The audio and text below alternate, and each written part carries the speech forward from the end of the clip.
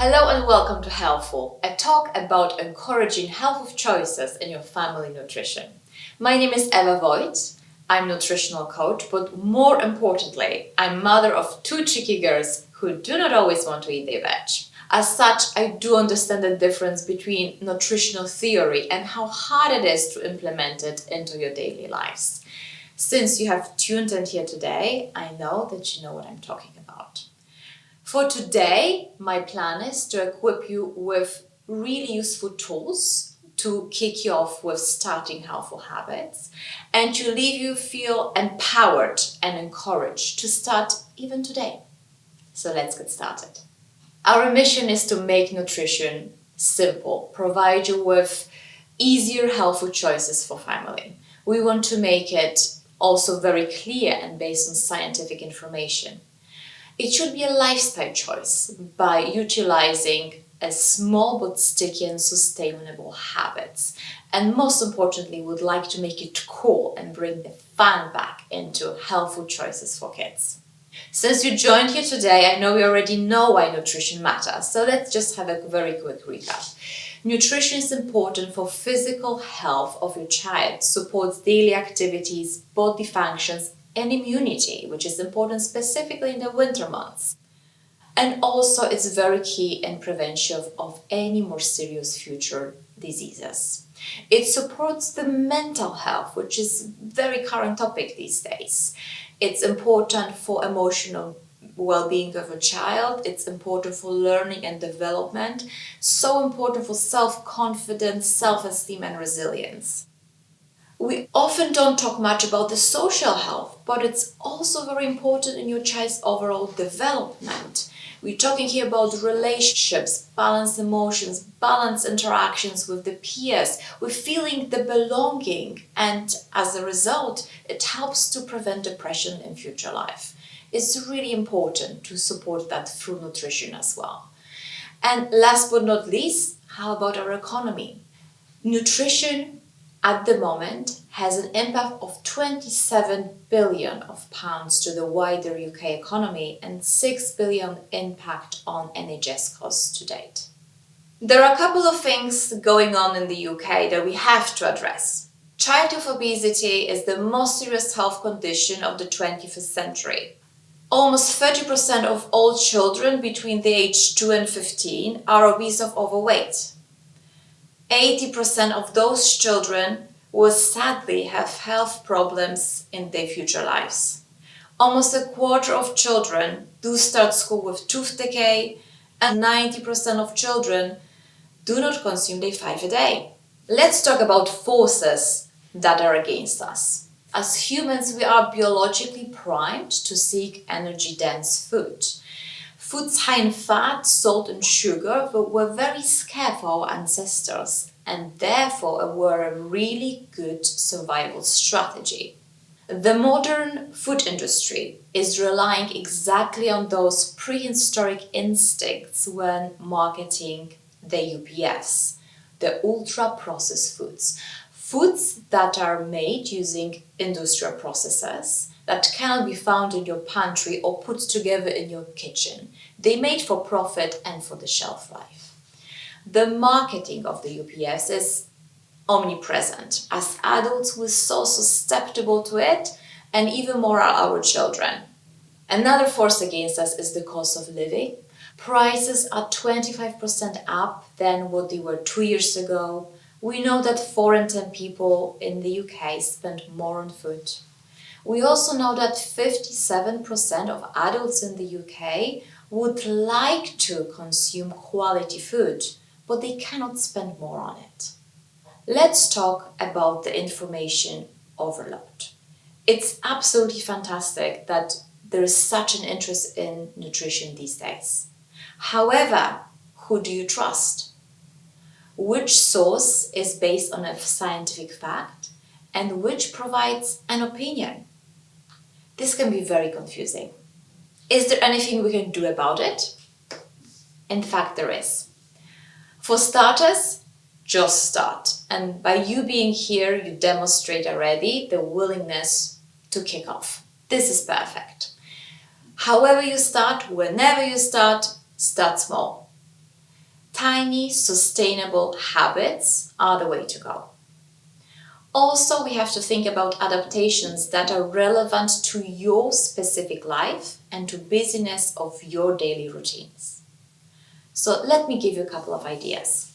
When talking about habit implementation, I would like us to focus on 3 areas: composition, convenience, and modeling.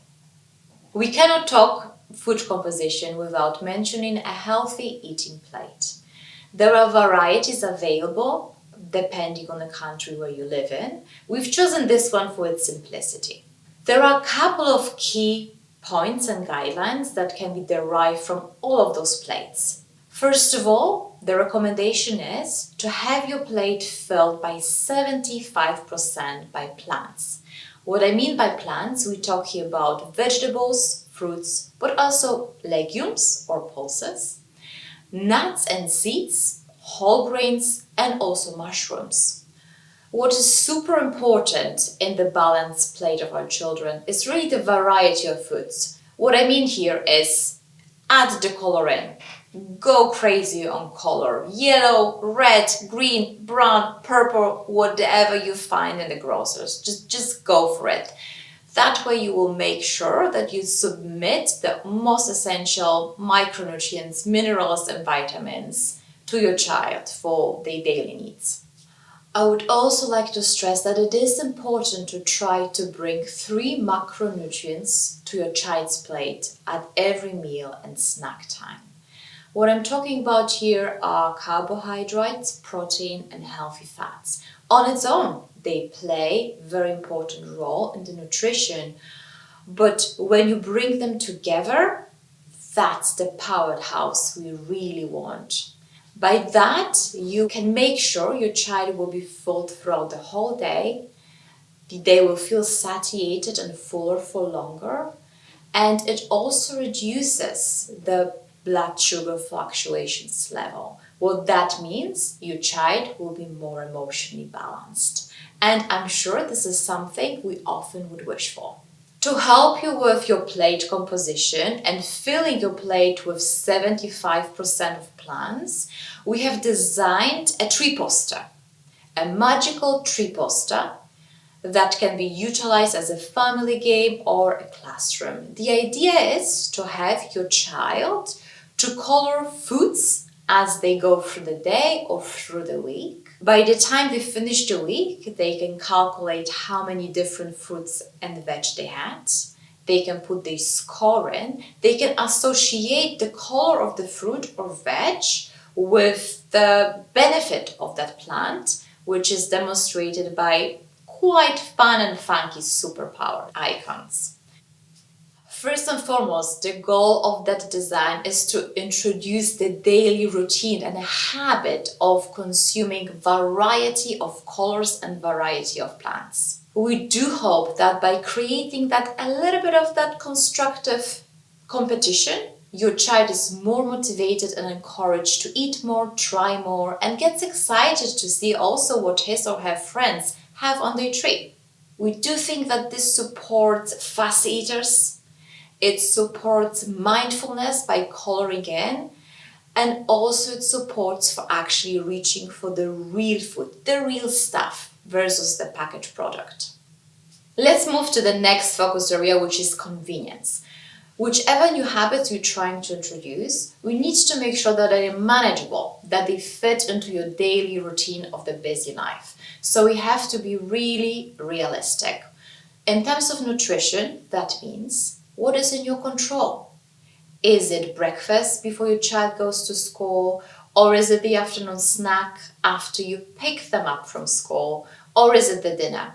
But be realistic and also put attention into what's the difference between weekends and the weekdays in terms of what you're having in control. A couple of minutes ago, we talked about the balanced plate, and it would be absolutely fantastic if we were able to introduce that perfect proportion of key macronutrients and plant balance into our plates at each meal. But again, is that realistic? When the real life happens, often we fail. And that's okay. But how about in those moments we try to pair foods? What I'm talking about. How about if you're serving breakfast, which is a porridge, you add a little bit of seeds for the healthy fat and protein? If your child is having a whole grain toast, how about you add a little bit of an egg or even peanut butter with it? Again, to add some protein and healthy fat source to your carbs. If you're bringing some veg sticks for the school pickup, how about having some hummus in a pot with it? If you're having a whole grain crackers, can you just put some cream cheese on it? Or if your kids like fruit, most of them do like it, how about adding a scoop of yogurt or a kefir and make a lovely smoothie out of that? When we talk about convenience, we're really talking about improving your nutrition by addition and not by restriction. How about you go throughout your day with the meals as you planned, but add one more plant to the meal. Just one. Next day, again, add one plant, but maybe try a different one or a different color. And try looking at options how you can manage that when eating in or even eating out by ordering a side dish or a pot of some veg for your child. Another convenience tool are food swaps. They bring the variety into your diet and also help increase the fiber intake. What I mean here is, for example, if you're eating potatoes or even potato chips, can you just swap them for sweet potatoes? If you're eating rice as a side dish, is there something else similar you could replace that with? How about even brown rice or whole grain rice? How about millet, buckwheat, or quinoa can be also very interesting, and just as a fact, it's actually a seed. Let's talk about pasta, because pasta is really a beloved children's food, isn't it? If you want to plan for pasta, can you swap it to be a whole grain pasta, spelt pasta? There are also multiple chickpeas and lentils varieties on the market these days. Or how about orzo? Orzo is actually a favorite pasta of my kids. Looks like rice, but has much higher protein and fiber content, which makes me very, very happy. And whenever you're making pancakes or waffles, can you experiment and swap the flour for whole grain flour for spelt, mix it up with chickpea flour or even almond flour? It all increases the variety and increases the fiber intake for your family. Let's talk now about some camouflage hacks that are very beloved by all parents, and I'm sure many of us have used that technique many times before. Blender can be your best friend, but you can also just simply use a grater.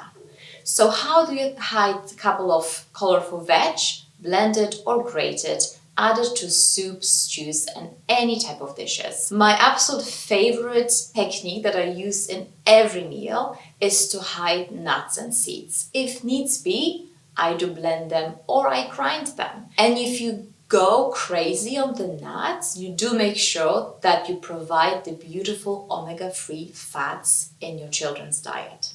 So I would be adding anything with starting from flax seeds, chia seeds, pumpkin, sunflower seeds, you name them all. We'll be adding them to the overnight oats for my children, to the porridge, to stews, to soups, and to pastas. The more, the merrier. I couldn't recommend enough to stock up on tinned and frozen foods. These are often more affordable options and also more environmentally friendly. These plants are harvested at the peak of their ripeness. They do sustain their nutrition very well. They're a very, very easy way to fill your plate, 75%, with the plants. And they're super easy and convenient in the busyness of our lives. To give you a couple of examples, how about mixing kefir with some frozen fruit in the morning or in the evening? Perfect also for the summer months. How about just having a stock of mixed vegetables in your freezer?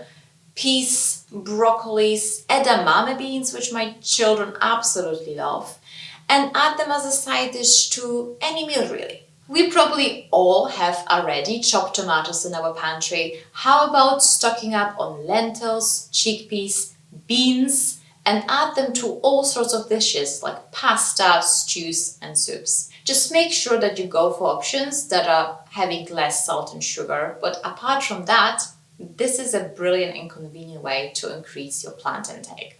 We got to our third focus area, which is the modeling. In my opinion, it is the hardest of all. How do you model certain behaviors in front of your children so that they learn and can repeat them in their lives? What you do is far more important to your children than what you say. You are the eyes to the world, and they will mirror every behavior that you demonstrate, the good or the bad. Having said that, model behaviors, trust me, they are stickier. So we have to start with ourselves. It is important to our children that they feel heard. So having a say is one of the tactics you can implement as well. How about asking your child what they would actually like to eat in terms of plants or vegetables for the breakfast, lunch, or dinner? If they tell you, how about you just simply add it to your online food shopping, or you take them to the grocers and buy extra? You could also make it a little bit of a family either type of game where every family member chooses a plant in the grocers and everyone has to try it. Also, making your own is a good tactic with the children. Usually, children are very proud out of their own creations. Is it an artwork, a drawing, anything that they create is so proud to share it with us. So how about opening the fridge and just letting them take out what you have on veg and fruit and make a side salad to go with the dinner. And once they made a dish, remember you should try it and also compliment the cook. Familiarity plays a really big role in nutrition. What we don't know, what we cannot see, we cannot desire. How about making plants, especially vegetables, a part of your house environment? Many of you are already doing this with the fruit and fruit bowls. How about you add some vegetables to your fruit bowl? Make it visible. Put the broccoli in, cauliflower, even a cabbage, whatever looks different and odd, whatever you think your children did not try, just add it on and see what happens. Your children may pass the ball and not notice at all, or they may stay curious and they may also pull a funny face, but just keep doing that and see what happens. At some point, they will get curious and maybe even sniff at it. My go-to is to fill every little bowl with some form of nuts and seeds and put it around the house. That way I know my kids, if they a little bit peckish, they know what to go for and I'm happy with their choice. And how about bringing some fun into the meals by utilizing the Rainbow Magical Tree? That way you include some positive competition into the family meals. Make sure that as many family members participate as possible because it makes it just more fun. And maybe think of some sort of healthy reward system. For example, the winner who scored the most plants across the week can choose any type of activity or a board game that you will play that afternoon. Just make it fun and interesting. And the final piece that I would like to mention under modeling is to try and take the stress out of the meals. It's easier said than done, I do know it. It's so annoying when your child is picking every piece of veg from the meal. If they out of the sudden change their minds and whatever they loved yesterday, they hate today. And when they give you thumbs down for your cooking, it simply hurts. But what else is there left to do? Apart from staying calm and carrying on, those meal times are really precious, so let's just focus on those quality times as a family. And you know what? If they don't eat broccoli today, serve it tomorrow. They might have changed their minds. And do remember that together we're stronger. The subject of nutrition is so important to so many of us. Very often we do feel isolated in our pursuit of nurturing our children, aren't we? Very often we feel guilty for not getting it perfect, not getting it right, looking at all other kids of all other parents having just a perfect nutritious meal. being also stress-free. However, how about you make it a subject within your community? Speak to parents, to your friends, during children's parties, school events, after school drop-offs. Just discuss what is worrying you. Discuss tips, best practices, what works, what doesn't. Create your own network. In summary, I do feel that change is truly possible. For you to remember, start small, be patient with yourself, with your children, with your partner, and be realistic. Try to keep the meals stress-free and enjoyable. And most importantly, I'm so looking forward to hearing your input or hearing what else you may need in terms of ideas or tips or recipes or any help with introductions of the healthy habits. Change is possible and you'll be doing great. Thank you so much for listening.